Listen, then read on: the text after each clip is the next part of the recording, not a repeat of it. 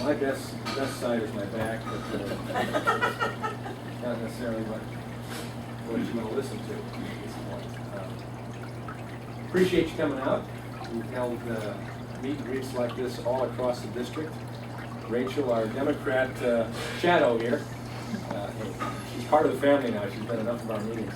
And she's doing a job that they've given her to do to video and audio tape me for the campaign when Mark Schauer and I go head to head. I trust in the months of August, September, and October. And then we see what the voter says on the 2nd of November.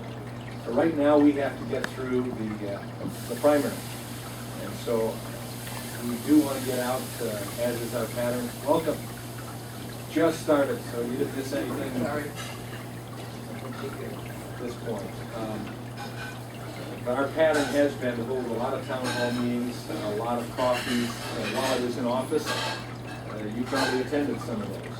We held well over 100 unscreened, unprogrammed, other than the fact that we scheduled a time and sent out invitations for people to join us, whether it was in the media or whether it was by robocall or whatever else. Looks like there's been a blood drive here. Yes. Okay, good for you. Because my wife and I were just in Africa this past November, we can't give for another 6 months. So we found that when we went in to give, and they wouldn't let us do it.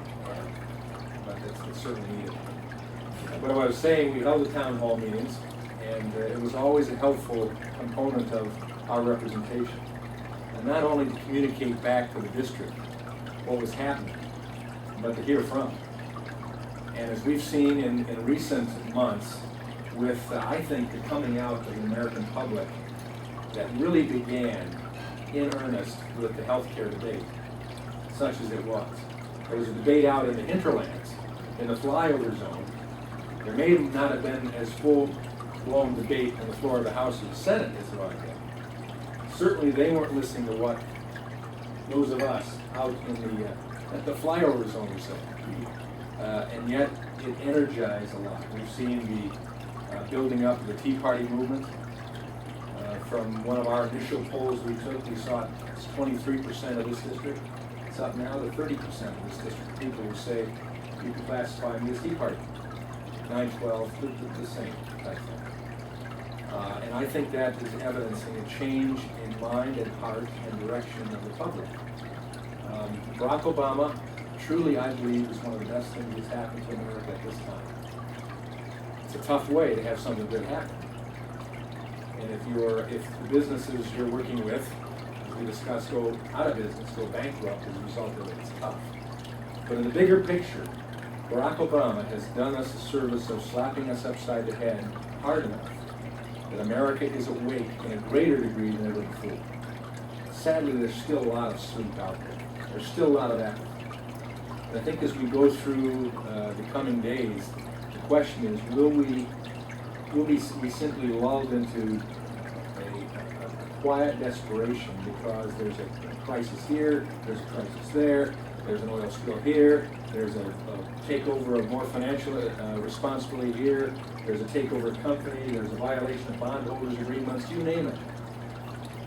Or will that further incite us to say, we are not going to sleep? My wife sat next to a gentleman at one of our town hall meetings, and he said to her, I'm 71 years of age, I've been working all my life, I'm retired now.